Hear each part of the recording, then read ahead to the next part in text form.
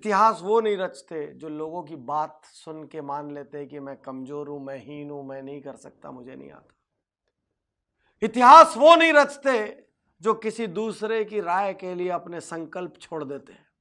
इतिहास वो नहीं रचते जो कोई दूसरा डिस्करेज करता है, डिसहार्टन करता है तो अपने टारगेट्स छोड़ देते हैं। इतिहास वो नहीं रचते जो कोई उनसे खराब व्यवहार करता है तो वो अपना अच्छा व्यवहार छोड़ देते हैं। इतिहास वो नहीं रचते जो जरा सा टॉर्चर पाके अपना टारगेट छोड़ देते हैं।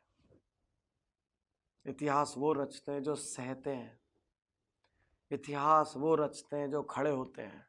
अभी अभी एक शानदार फिल्म आई दंगल, आपने देखी होगी। गीता बबीता, महावीर सिंह फोगाट, कैसे इतिहास रचा। जब महावीर सिंह फोगाट ने अपनी बेटियों को तैयार करना शुरू किया तो पूरे गांव ने मजाक उड़ाया। महावीर सिंह फोगाट ने उनको सुबह सुबह उठाया, उनके बाल कटवा दिए, उनके खाने पीने पे रोक लगा दी, सब कुछ किया। यहां तक कि उनके बच्चों ने उनको दुश्मन समझ लिया।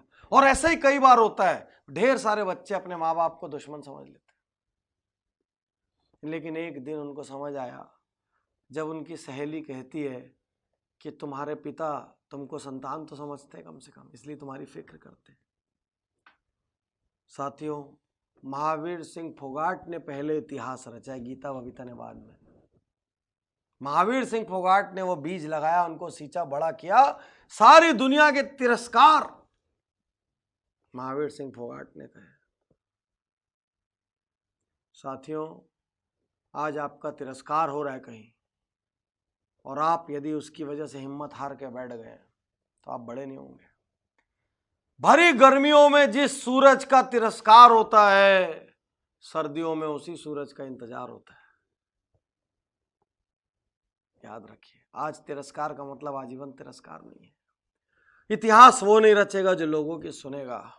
इतिहास वो नहीं रचेगा जो टारगेट छोड़ेगा। इतिहास वो नहीं रचेगा जो हीन भावना में चले जाएगा। इतिहास वो नहीं रचेगा जो दूसरों को सुपीरियर और खुद को इंफीरियर समझेगा। इतिहास वो नहीं रचेगा जो अपग्रेड करने को तैयार नहीं होगा। इतिहास वो नहीं रचेगा जो जरा जरा सी बात पे घबरा जाएगा। इतिहास वो नहीं रचेगा जो सैकड़ों लोगों का अप्रूवल लेगा। इतिहास वो नहीं रचेगा जो इनडिसिसिव है, जो निर्णय नहीं लेता। इतिहास वो नहीं रचेगा जिसके पास विल पावर नहीं है। इतिहास सिर्फ वो रचेगा जो खड़ा होकर लड़ रहा है, क्योंकि जो लड़ रहा है वो गिरेगा फिर उठ खड़ा होगा।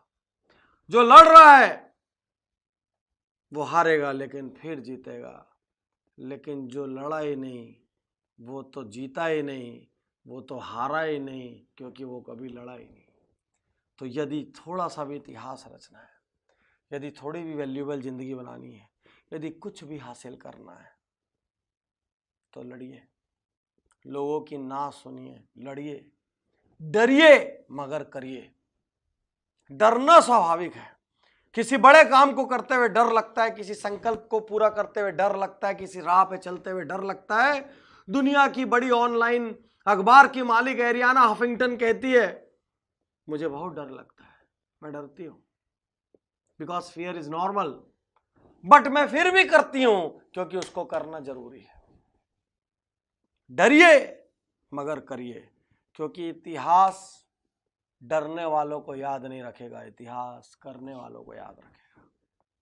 सम्मान डरने वालों का नहीं होगा, सम्मान करने वालों का होगा। करिए, कुछ करिए, ये जिंदगी आपकी है। कुछ ऐसा करिए कि लोग आपको याद करें। कुछ ऐसा करिए कि आपको अपने जीने पे गर्व हो।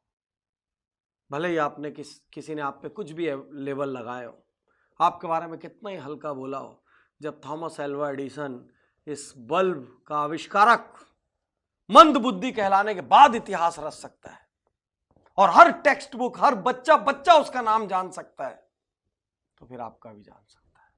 शुक्रिया, धन्यवाद, थैंक यू।